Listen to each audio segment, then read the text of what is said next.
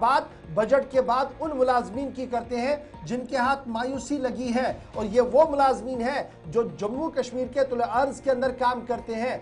जम्मू सूबा हो या कश्मीर सूबा हो, हर जगह पर आप कैजुअल, कॉन्ट्रैक्चुअल, डेली वेजर्स और इस तरीके से दीगर मुलाजमीन की खिदमात को देखते हैं जो हर शहर, गांव और देहात के अंदर अपनी खिदमात अंजाम दे रहे हैं। उम्मीद ये थी कि नई हुकूमत बनने के बाद कोई जामिया पॉलिसी का ऐलान बजट में किया जाएगा। मायूसी जरूर यहां पर है, लेकिन इस बीच मुलाजमीन मायूस नहीं है। मुलाजमीन ने कमर कस ली है और रात देर के इस बात का ऐलान कर दिया है कि वजीर आला को उसका वादा याद दिलाया जाएगा, सड़कों पर उतरा जाएगा और रियासत के वजीर आला के घर का घेराव भी किया जाएगा। बड़ी खबर कि जम्मू कश्मीर के मुलाजमीन जो आर्जी मुलाजमीन हैं, उनकी जो अंजुमन है casual daily wagers form, Jammu Kashmir casual daily wagers form जो है उनकी तरफ से घेराव की बात कर दी गई है। वजीर आला उमर अब्दुल्ला के घर का घेराव 10 मार्च को कर दिया जाएगा और यहां पर यह साफ कर दिया गया है, एक नहीं, दो नहीं, सैकड़ों नहीं, बल्कि हजारों मुलाजमीन सड़कों पर आएंगे और वजीर आला के घर का घेराव करेंगे। वजह यह है कि इन मुलाजमीन का मानना है कि इनकी इज्जत नफ्स के साथ खेला गया है। ऐवान से पहले यानी वजीर आला की कुर्सी पर बैठने से पहले हुकूमत के अंदर नेशनल कॉन्फ्रेंस की तरफ से जो बयानात दिए जाते थे, जिस तरीके का माहौल बनाने की कोशिश की गई थी और यह साफ किया गया था कि एक हिकमत अमली को तरतीब दिया जाएगा ताकि मुलाजमीन के मसाइल को हल किया जाएगा। इस बजट के अंदर उस हिकमत अमली का कोई भी खाका नहीं है और जिस तरीके से डाटाबेस बनाने की दोबारा से बात हो रही है तो दिल्ली हनूज दूर है। इसलिए वजीर आला को याद दिलाया जाएगा कि नेशनल कॉन्फ्रेंस का कोर एजेंडा था, उस पर काम कीजिएगा। फिलहाल बड़ी खबर कि 10 मार्च को कैजुअल एम्प्लॉयज फॉर्म जो है वो दोबारा से एहतजाज की राह पर आ चुका है। हम सीधे श्रीनगर चलेंगे जहां से हमारे साथ सज्जाद परे जो चेयरमैन है Jammu Kashmir casual and daily wagers form के, जम्मू कश्मीर CDF के, और इनकी तरफ से इस बात का ऐलान कर दिया गया कि 10 मार्च को वजीर आला के घर का घेराव किया जाएगा। बहुत शुक्रिया सज्जाद ज्वाइन करने के लिए हमारे साथ। वजीर आला ने अगर ऐवान के अंदर यह कहा कि डाटाबेस बनाया जाएगा, फिर प्रेस कॉन्फ्रेंस में भी कहा कि हिकमत अमली तरतीब दी जाएगी, लेकिन उसके बावजूद भी आपको लगता है कि इज्जत नफ्स को दचका लगा है हुकूमती इदारे की तरफ से और स्पेशली वजीर आला के खुतबे में जिस तरीके से कोई भी बात सामने नहीं रखी गई है, उससे क्या मायूसी एम्प्लॉयज को, और यही वजह कि 10 तारीख को अब वजीर आला के घर का घेराव मायूस कुन है। मुलाजमीन के हवाले से, डेलीवेजर्स, कैजुअल लेबर्स के हवाले से इस बजट में कुछ नहीं रखा गया है। जो तकरीरें इन्होंने इलेक्शन कैंपेन्स के दौरान, इलेक्शन रैलीज के दौरान, इलेक्शन मीटिंग्स के दौरान इससे पहले की थी, इलेक्शन से पहले, तो उसमें इन्होंने आश्वासन दिया था। उसके बाद जब वजीर आला साहब बने, ये वजीर आला की कुर्सी पर बैठे, तो 26 दिसंबर को हमने इनके साथ मीटिंग की। उसमें भी इन्होंने आश्वासन दिया कि स्टेटहुड मिलने तक रेगुलराइजेशन नहीं हो जाएगी, लेकिन बढ़ोतरी हो जाएगी, जैसे कि लद्दाख में होगी। वो तो यूटी है, वहां पे कोई सरकार नहीं है। वहां पे इस वक्त डेलीवेजर कैजुअल लेबर की तनख्वाह 18,000 से 45,000 कर दी गई है और यहाँ का कैजुअल लेबर 9,000 में मर रहा है। मरकजी सरकार ने भी ऑर्डर इशू किया था 25 सितंबर 2024 को। अच्छा, तो यहाँ पर मैं परे आपको एक बार रोक रहा हूँ सज्जाद साहब।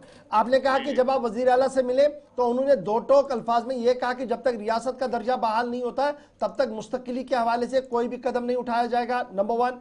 नंबर 2, फिर यह बात सामने आपकी तरफ से रखी गई थी कि कम से कम हमारी उजरतें जो है वो बढ़ा दी जाए, कम से कम लद्दाख की तर्ज पर उजरतों को दिया जाए, जिस पर वजीर आला साहब ने हामी भरी थी। क्या यह सही है? सही है। इन्होंने, जब हम एम्प्लॉय जॉइंट एक्शन कमेटी का जो वफद सदर इजेक की क़यादत में मिला था और मैं भी उसमें शरीक था, तो हमने वजीर आला साहब से जब रेगुलराइजेशन की बात की तो उन्होंने कहा स्टेटहुड मिलने तक मेरे पास इख्तियारात नहीं है, बिजनेस रूल क्लियर करेंगे और तो उसके बाद ही पता चलेगा। लेकिन तब तक फिर हमने implementation of minimum wage act का मुतालबा किया, क्योंकि मरकजी सरकार का ऑर्डर था, ये तमाम यूटीज और स्टेट्स पे इम्प्लीमेंट होना था। और जो जम्मू कश्मीर का लद्दाख कल तक हिस्सा था, उनका भी हमने जिक्र किया कि वहां पे 18,000 से 45,000 22,000 कर दिया गया है। फिलहाल तो मिनिमम वेज एक्ट के हवाले से मिनिमम एक्ट इंप्लीमेंट किया जाए, और उस पे वजीर आला साहब ने हामी भी भर ली थी और ये कहा था कि तनख्वाह में बढ़ोतरी हो जाएगी इस बजट में। लेकिन जब कल की बजट की तकरीर पेश की गई तो वजीर आला साहब ने एक जुमला पेश किया डेलीवेजर कैजुअल लेबर्स के हवाले से कि हम हल तलाश कर रहे हैं। 2014 में जब इनकी सरकार थी तो इन्होंने उस वक्त भी ये कहा था कि मुझे 1 महीने का टाइम दे दीजिएगा। तब से आज तक 10 साल गुजर गए हैं, अभी भी हल तलाश किया जा रहा है। जब इनकी इलेक्शन मैनिफेस्टो कमेटी ने इस रेगुलराइजेशन का जो मामला है इसको इलेक्शन मैनिफेस्टो में लाया तो इन्होंने सारे चीजों पर, सारे चाहे इसमें फाइनेंशियल इम्प्लीकेशंस का मामला था, चाहे लीगल या बाकी चीजें थी, तो उन्होंने उन तमाम पहलुओं पे गौर करके इसको इलेक्शन मैनिफेस्टो में लाया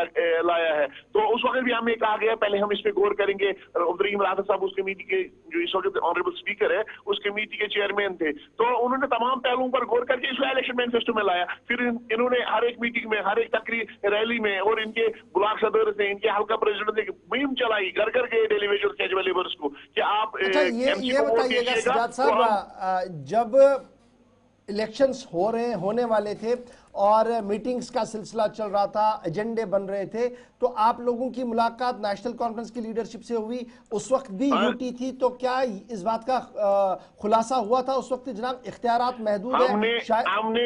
हमने बाज़ाब्ता एम्प्लॉय ज्वाइंट एक्शन कमेटी के लेटर हेड पे एक मेमोरेंडम इनको दे दिया था जिसमें हमने वाजिया कर दिया था कि यहाँ पे 2 ही बर्निंग इश्यूज है, एक तो रेस्टोरेशन ऑफ ओल्ड पेंशन और regularisation employees, regularisation of daily wages casual labours और implementation of minimum wage act. तो इन्होंने उस वक्त इस बात का यकीन दिलाया हमें कि इलेक्शन होने के बाद ही और जब हम बरसरी इख्तियार आ जाएंगे तो आपके साथ इंसाफ किया जाएगा, आपकी रेगुलराइजेशन भी हो जाएगी, आपका मिनिमम वेज एक्ट भी इंप्लीमेंट हो जाएगा। और जब ये इख्तियार में आ गए तो आज दूसरी बोली बोल रहे हैं। अच्छा, अब ये बताइएगा सजाद साहब, अब ये जो घेराव की बात हो रही है श्रीनगर हो रही है, जम्मू के अंदर हो रहा है?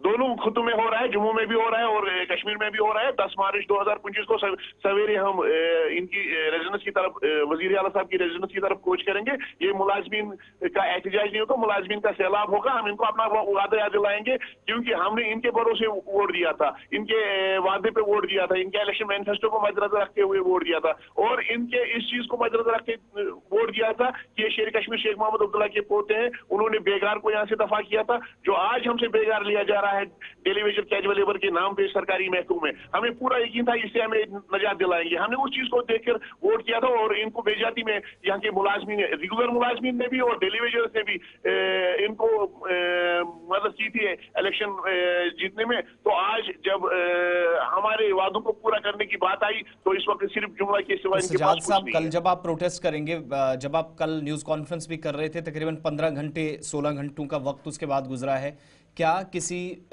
मुतलका शख्स की तरफ से, सरकार की तरफ से कोई राब्ता करने की कोशिश? एक बात। दूसरी बात कि जब आप प्रोटेस्ट करेंगे तो क्या तमाम जो तंजीमें हैं, मुलाजमीन के लिए काम करती हैं, अंजुमनें हैं, छोटी हैं, बड़ी हैं, सब आपकी हिमायत कर रहे हैं? हमने अभी तक सरकार की तरफ से किसी भी कोई भी राब्ता नहीं किया गया है। मुझे लग रहा है सरकार इसमें अभी भी संजीदा नहीं है। ये 61,000 खानदानों का मामला है, 61,000 से वाबस्ता 5 लाख नफूस का मामला है। तो सरकार इसमें ये बताइए, आप कह रहे हैं अभी तक सरकार ने कोई नहीं किया इसलिए प्लान आपका स्टैंड बाई है। ये जो कहा जा रहा है कि जनाब हम डाटाबेस कलेक्ट कर रहे हैं, इससे पहले भी हमने देखा था जब पुरानी हुकूमतें हुआ करती, डाटाबेस कलेक्ट किया जाएगा। फिर एक साबिका चीफ सेक्रेटरी साहब ने कहा कि जनाब ये तो एक बहुत बड़ा खेल है जो खेला गया है रियासत के अंदर और ये एक धंधा था जो चलाया गया था, मतलब उन्होंने बहुत सख्त अल्फाज इस्तेमाल किए थे। तो क्या हम ये माने कि ये उतना आसान होगा जितना आपको लगता है या जितना उमर साहब को लगता है कि स्टेट बनने के बाद ये मामला हल होगा? ये टाल मटोल पॉलिसी से काम ले रहे हैं। 2014 में इन्होंने एक कैबिनेट सब कमेटी बनाई थी, ऑनरेबल स्पीकर साहब की, जो इस वक्त ऑनरेबल स्पीकर साहब है, उनकी सदारत में। उस वक्त भी एक कैबिनेट सब कमेटी का रिपोर्ट तैयार किया गया, वो इनके पास मौजूद है, कैबिनेट सेक्रेटरीट में मौजूद है। तो उसके बाद जो द्राबू साहब थे ऑनरेबल फाइनेंस मिनिस्टर उस वक्त के, तो उन्होंने भी एक कमेटी तश्कील दी थी। उस कमेटी ने रिपोर्ट तैयार किया, उसने खाका मांगा, उसने डिटेल्स मांगी, उसने एक SRO 520 लाया, फिर SRO 520 और SRO 64 2019 5 अगस्त 2019 के बाद खत्म किया गया। उसके बाद जब LG साहब मुर्मू साहब थे तो उन्होंने भी डिटेल्स मांगी, LG मनोज सिन्हा साहब से के वक्त भी डिटेल्स मांगी गई। और दूसरी बात यह है कि इनका जो फाइनेंस डिपार्टमेंट है वो तनख्वाह रिलीज कर रहा है यहाँ के कैजुअल लेबरर्स, डेली वेजर्स को, और एक फिगर उनके पास मौजूद है, डिटेल्स मौजूद इनके पास है। ये खाली बहानाबाजी है, बहानेबाजी के सिवा कुछ भी नहीं है कि हम एदाद शुमार जमा कर रहे हैं। असल में ये मुलाजमीन की जो तवज्जो हटाना चाहते हैं और टाइम लेना चाहते हैं। ये फिर एक बार हमारे साथ बहुत शुक्रिया जी हमारे साथ ज्वाइन करने के लिए। सजाद साहब बता रहे थे कि 10 तारीख को रियासत के वजीर आला के घर का घेराव होगा, मामला पूरा नहीं किया गया, बजट के अंदर ये बात नहीं है।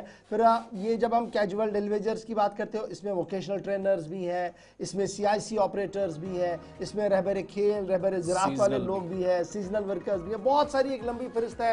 लेटेस्ट होप्स हो कि मुलाजमीन का मसला किसी तरीके से हल हो।